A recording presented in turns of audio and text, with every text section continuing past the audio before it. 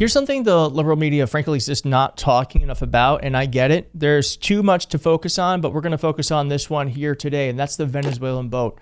The Trump administration destroyed an operation that the U.S. says targeted drug traffickers, but left 11 people dead. Now, reports are surfacing that the video used to show the successful operation, the explosion, may have been AI generated.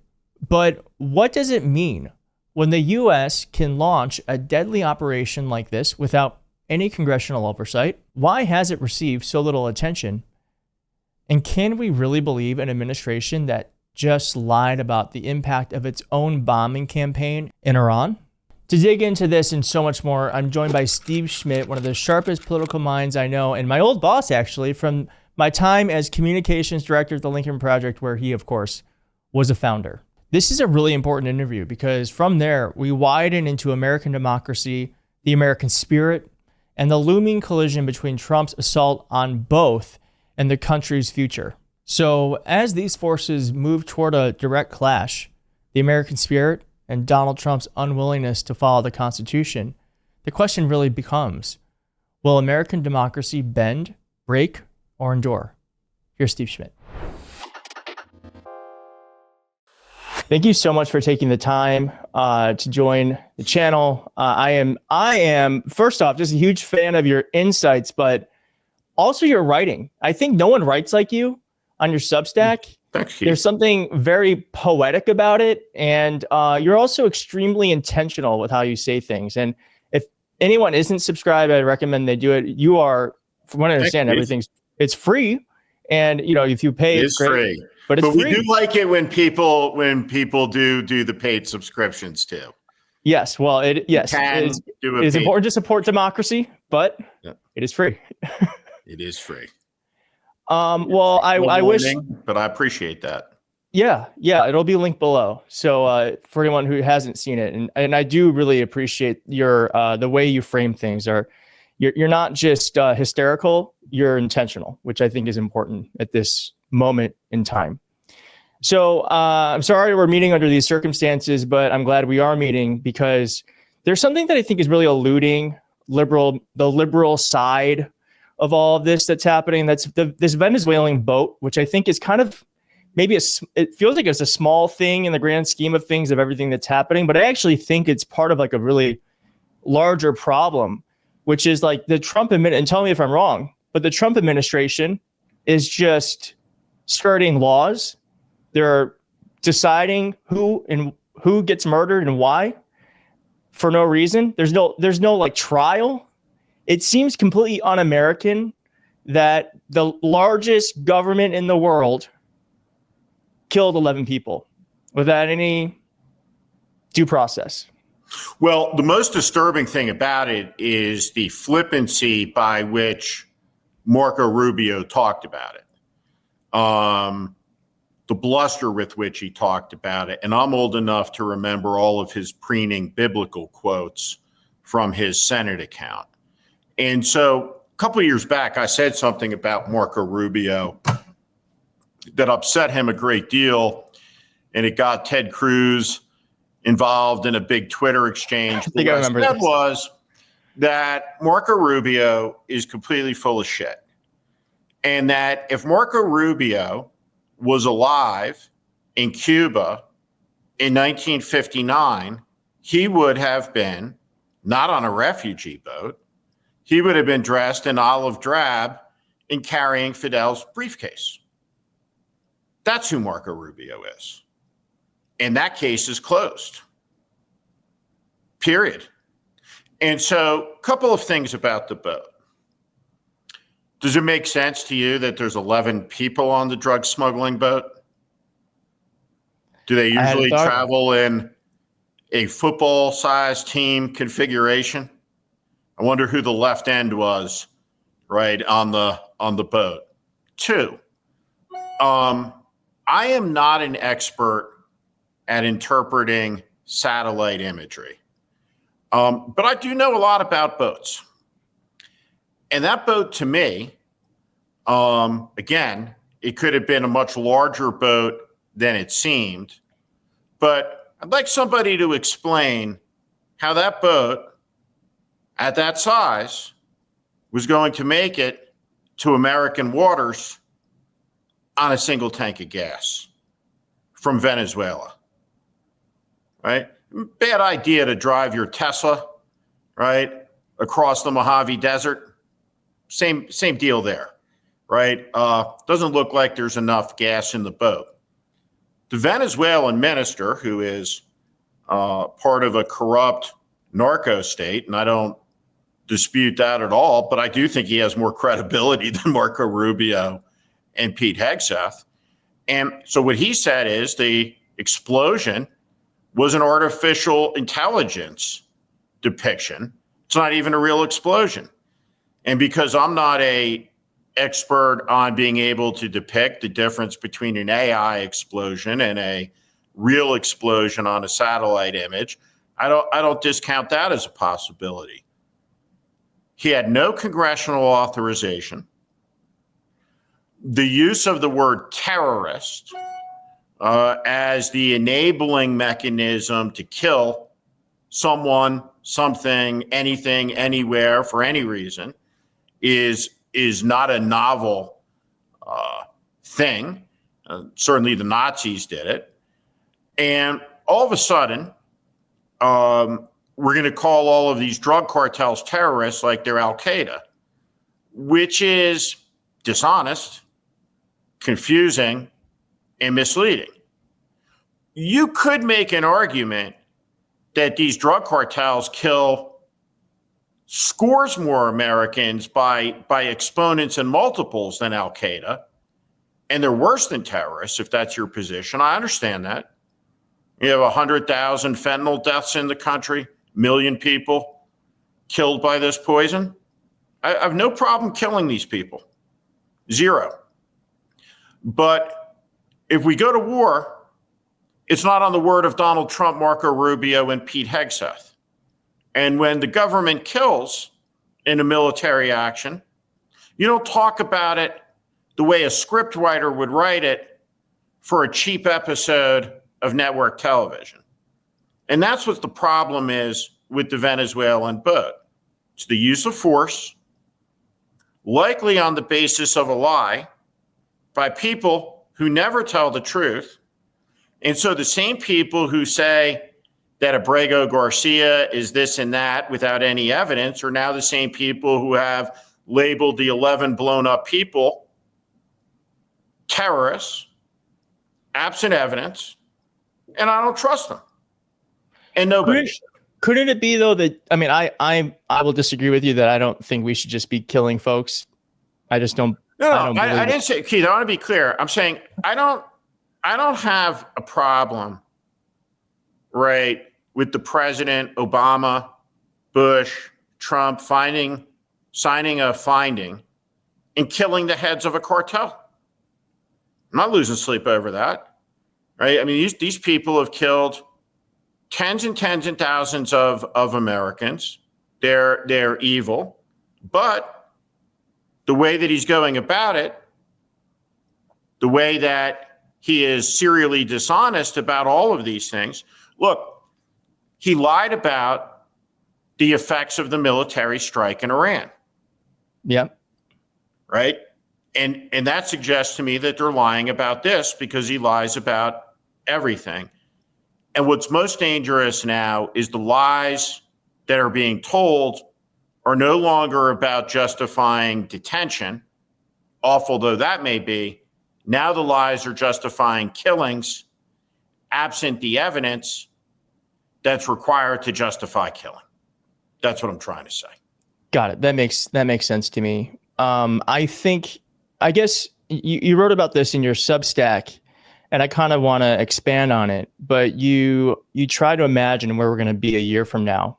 You know, imagine it's a year ago and it's perhaps I don't know how you were feeling. I don't know if I was feeling hope or anxiety, but I certainly wasn't feeling how I'm feeling today. I don't think I could have imagined necessarily we'd be here as quickly as we are. So I do think in order to know how to get out of somewhere, you got to kind of know where you're going.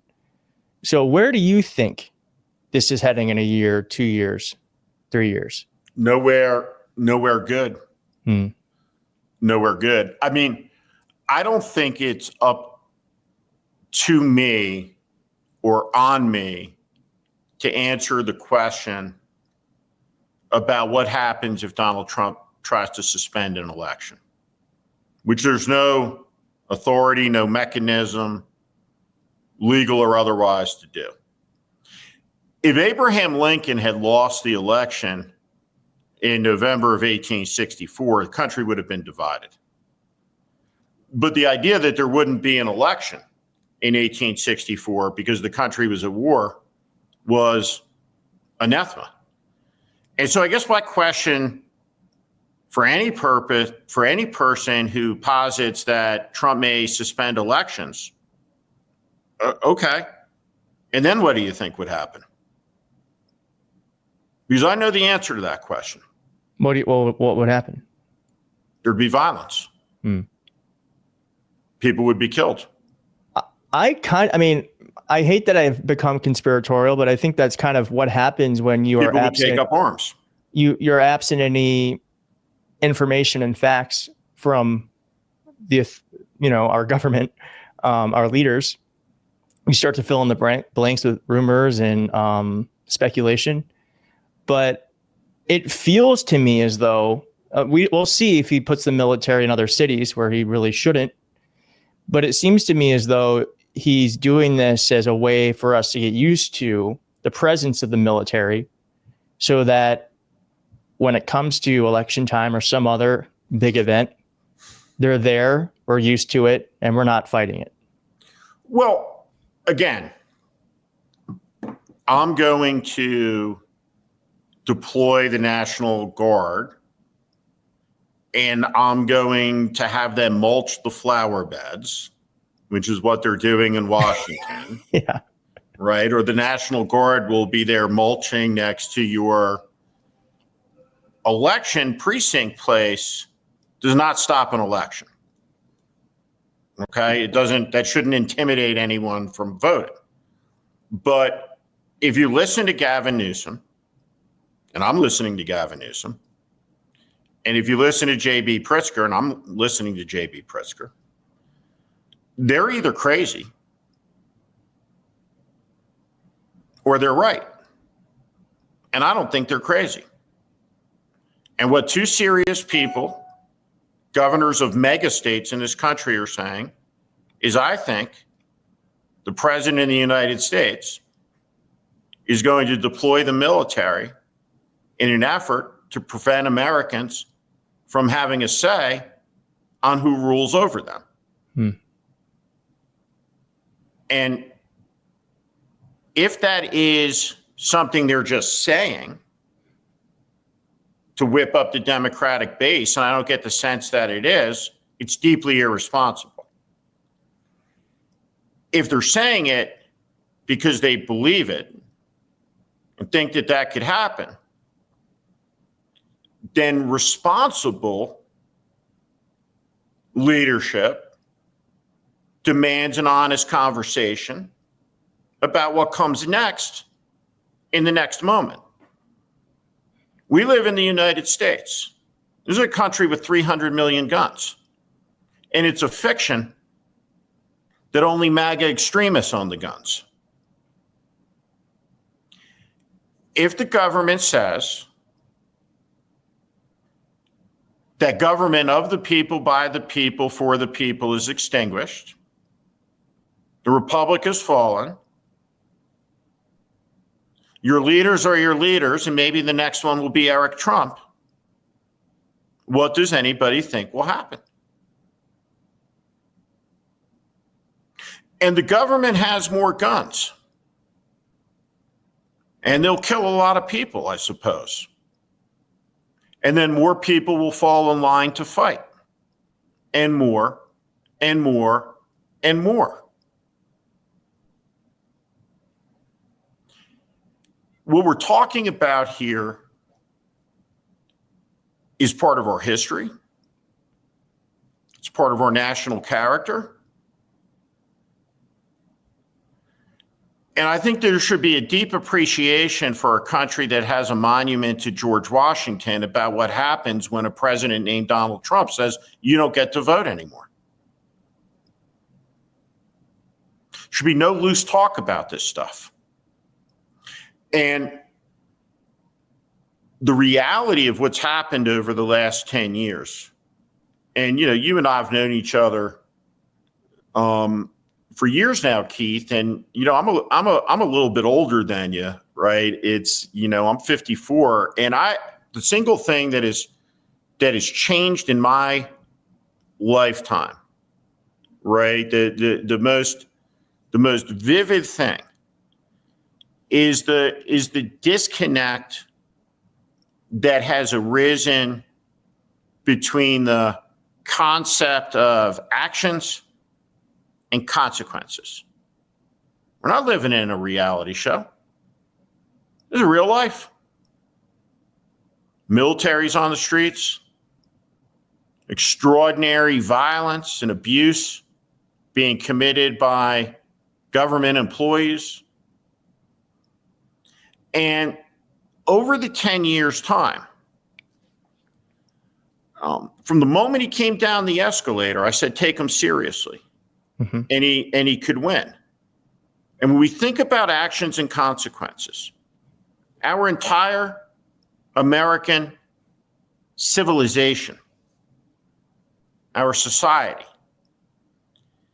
all of it is built around the radical concept of we pick our leaders. It was the breach in history that separates the before times and the modern era. This rise of freedom. And Donald Trump attacked the cornerstone of American civilization. And then he was elected president again. And it is fair to contemplate all of that and to say, will the country survive that? Well, and I mean, you're more of a student of history than I am, but history shows that when you elect someone who previously tried to overthrow the government, usually doesn't turn out great for the democracy. So thank you for centering us, because I do think that we can get very distracted by the circus that is happening. But there's something very deeply serious happening here too. Like you said, military in the streets, Donald Trump in the Oval Office with Zelensky saying, oh, you're not voting during your war. Isn't that interesting? So certainly it does feel like something is being set up. And I like that you are also saying that there can and should be a reaction to this assault on our way of life. There's an inevitability to where this all goes if what happens is what people are saying happens. And an adult society should be able to have that conversation. The President of the United States is faithless to his oath, does not believe in the Constitution, and is assaulting the liberty of Americans. And if he tries to take away a right to vote, there shouldn't be a lack of discussion around what happens. The society burns. It's a very, very, very serious moment in the history of this country. So you think this is very bad, to put it plainly? Well, I mean, I think it's what I see. Donald Trump is becoming more unpopular by the day, while simultaneously becoming more powerful by the hour. Mm-hmm. And what we're talking about here is ultimately the severing of popularity from power in a system where the power deals with the popularity problem. But right now, the economy is seizing, right? It's in congestive heart failure, right? And it's going to go down. It's going to get much, much worse. And you look at everything that's happening. You look at the trend line on the special elections. This is going to be repudiated electorally, but the abuses, the corruption, the insanity, all of it has the potential to create terrible events. Donald Trump promised peace. I think he will bring us war. Donald Trump promised prosperity. I think he will bring poverty and misery. Donald Trump said he would make America great again. I think Donald Trump is going to take away a lot of liberty from people. And we've gotten confused on all these terms, right? You know, democracy.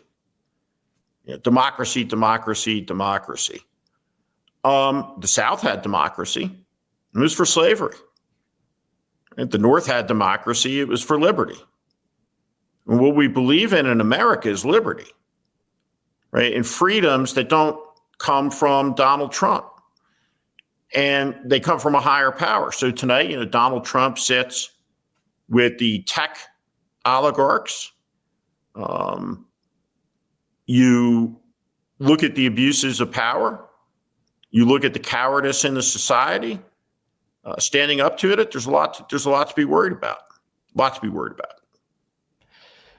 Yeah, well, I am very worried, and my thing is I don't see the way through, and I don't know if there is a way through without it getting pretty bad. But I guess the fact that Donald Trump is also, I mean, here's something I do want to actually talk about, because I think the clearest sign to me that we're in authoritarianism right now is all the wish casting about Trump dying, because that's something they have been doing Putin for like 10, 15 years. Is he's got cancer every other day, and there's always these rumors that he's just going to croak. And that to me is a sign that a majority of Americans either know it consciously or subconsciously that Donald Trump's not just going to go away in 3 years like every other president in their second term, that this could be a long-term thing. And that to me is the greater rot of what's happening, is that people realize it, that he's trying to hold on to power, and he most likely will not leave without a fight. I don't know that I accept that, or that I'm willing to consider it beyond kind of what we talked about. I mean, I recognize that what you just said is true, right? That there are scores of millions of people who believe a president of the United States won't leave. Mm-hmm. So, but what does that mean? What does that mean then? So I'll say this, because you and I have an experience with the Lincoln Project. I'll tell you what depressed me over the summer in a second. Beating Trump is, well, we did it. We did it. I mean, we ran an organization that had $1 billion of impact, and the fundamental insight of the Lincoln Project in 2020, and not what it became after, which is a grift, right? But when you and I were there, played a decisive role in beating Donald Trump, and after 5 years, you finally have one Democrat who understands, who gets it, yeah, that's how you fight Donald Trump. It feels very us 5 years ago. Yes. And so imitation is the best form of flattery. And every fool Democratic consultant, and there are a lot of them, who doesn't understand what he's doing or what we did, right, is part of the reason that Trump is sitting in the White House. But that's how you fight in the American culture, right? That you must mock him, you have to degrade him, and you have to weaken him. Mm-hmm. Because fundamentally, right, the country perceives the Democratic Party as two things: weak and weird. And weak and weird will never beat strong and corrupt, not in America. And so the Democratic Party has to be a strong party, not for the sake of the Democratic Party, but for the sake of America. This is what John Kennedy talked about. What's the purpose of a great national party if it doesn't serve a great national purpose? So I know how to beat Trump. I don't worry about that. Here's what I worry about. The most depressing thing that happened this summer to me is what went on around the Texas Democrats. They're 12 days in Illinois. And you look at that and you see Abbott, who I consider to be a fascist, Mm-hmm. acting on Trump's orders in a way that destabilizes the whole of society, the whole of the democracy, degrades trust in government. Hey, I'm going to pick up 5 seats, right? And really what he's saying and he's standing for is the proposition is the politicians will pick their voters. So we don't have to ever worry about the voters. Democrats rightly said, my God, we have to stop this. And they left the state. An extraordinary action, a full use of their power to stop an abuse of power. I do think you're right that Gavin Newsom is showing the way to do this. It's about being relentless. It is about mocking him. That is something authoritarians just can't stand, is being mocked, and it pierces a hole into their armor, because humor has a way of kind of exposing the truth in a way that just telling facts over and again doesn't work. And so I do think what he's doing should be the blueprint. I don't think everyone should do it in his way. It's kind of cringe to me when the random Democratic senators are doing like the all cap stuff. It's like, just let him do his thing, but that is how you take down an authoritarian. And certainly it's how you take down someone like Trump. Well, it's also on the part of Newsom, right? It's such an indictment of the media. And I'm not even sure that most of the people in the media appreciate that. That what he's doing is really a 3-pronged attack, right? It certainly mocks Trump. It brutally indicts the journalists of this moment. How? And because of the ludicrousness of it, the farcical insanity of it. Oh, I see what you're saying. Yes. The all caps, and then because they act like it's normal. Yeah. You watch a baseball game, and you watch the best pitchers against the best batters. And sometimes you'll see a pitcher throw a ball where you have a major league ball player, right, can hit a baseball like few people in the world, who literally loses their balance and falls over the plate swinging at the pitch. And that's what the Fox News hosts look like when they criticize Gavin Newsom. He's not being serious. Like Dana Perina looks like a fool. A fool. And she is a fool, right? But these people look like fools.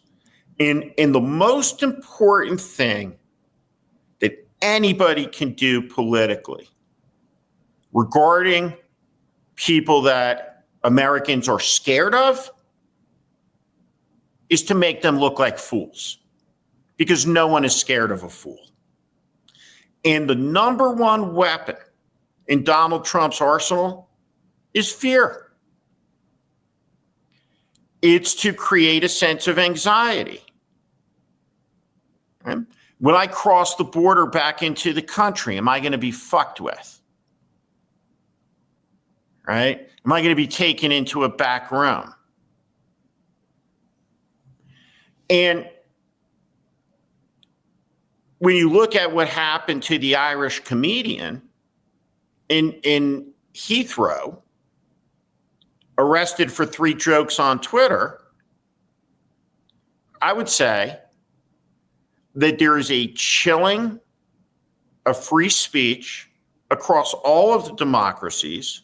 And here in America, because of the combination of cowardice and greed, you have people who are terrified of saying what they believe in America for fear of retribution. And the single most important thing you can do, if you're involved in politics in this moment, in the fight, is take away that fear by making people laugh at this guy. Well, I don't know if you watch the content here, but that's what we try to do here. Yep. We're never as serious as we are in this interview, but the interviews tend to be more serious because it's a serious time, but we do try to be lighthearted about it and to make fun of it where we can, because it is very serious, but they also are absurd. And in the absurdity is humor. Well, Steve, thank you so much for joining. I feel inspired and at the same time overwhelmed by the severity of everything. But I do think a lot of people watching right now are going to feel like they like this is something that they can handle, you know. And I think sometimes we can get hysterical, and it is a time that is very serious. But we can handle this. So all of the. One last thing I want to say, like, for example, I am not alone in this, right? There are no less than 100 million people who share this position. I will never capitulate to this. I will never get on my knees to an American king, an American dictator, an American autocrat. I will oppose it.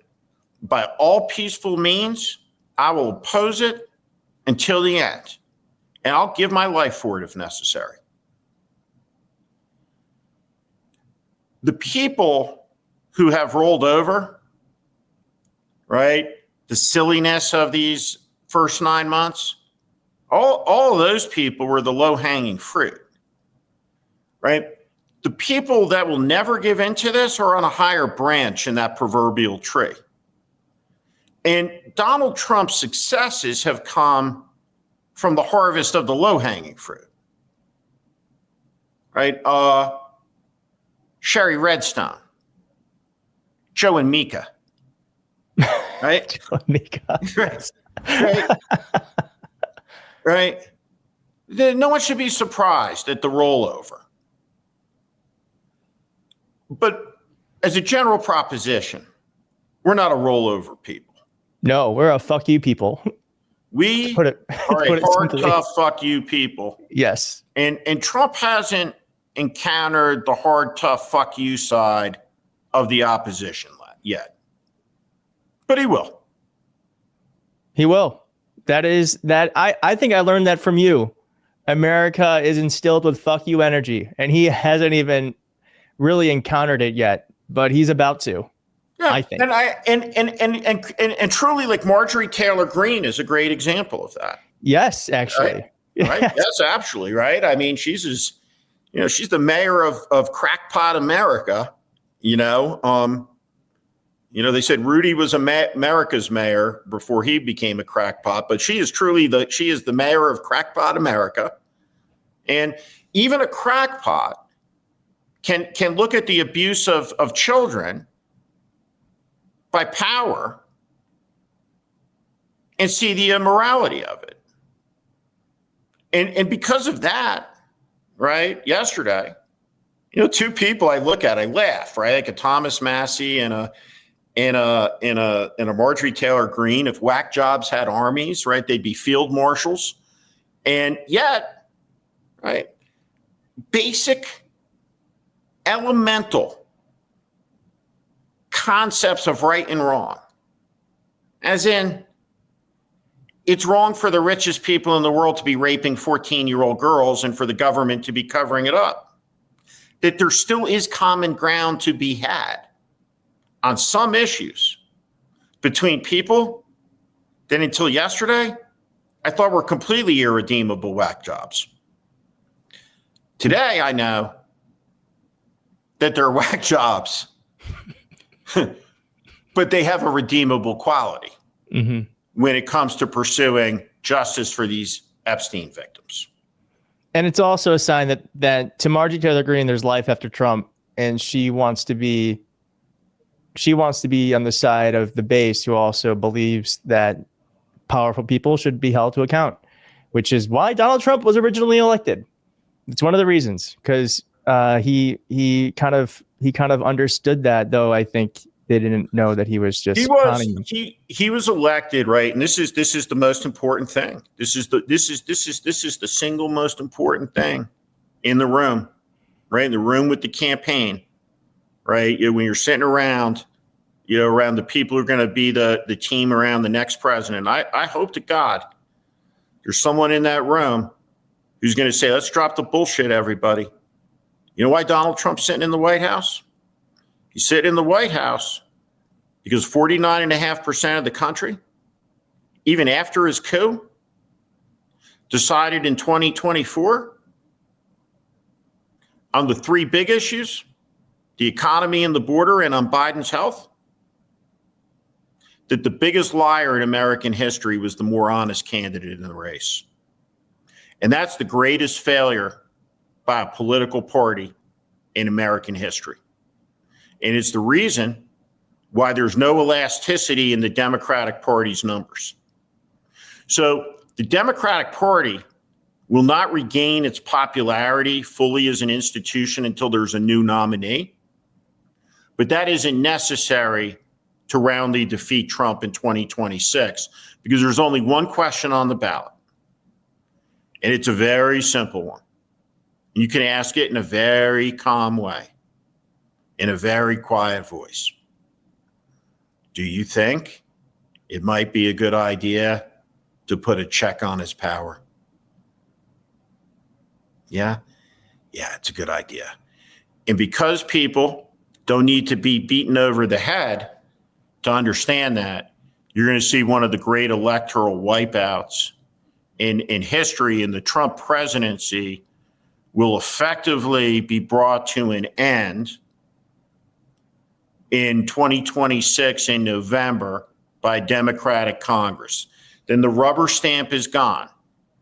And then you're going to have a battle between the Article 1 branch and the Article 2 branch that's mediated by the Article 3 branch, while his popularity craters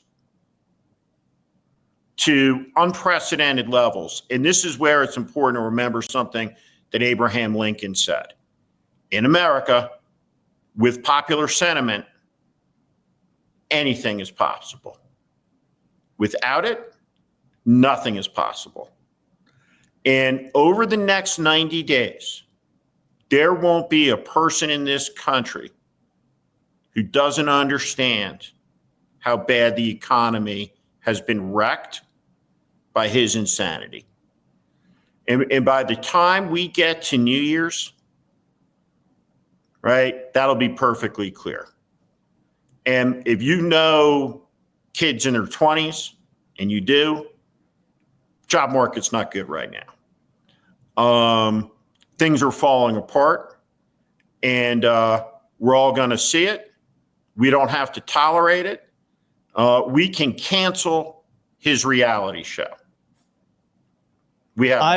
I think let's end that there. That is hopeful, and we can cancel his reality show, and there will be a huge uprising in 2026, whether he likes it or not.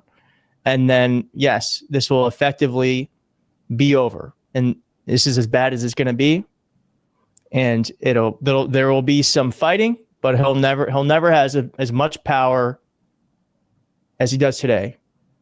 Maximum danger we are in from him in some regards is between now and next November.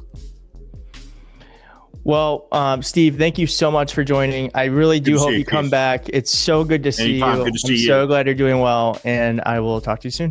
Good to see you. Take care, Keith.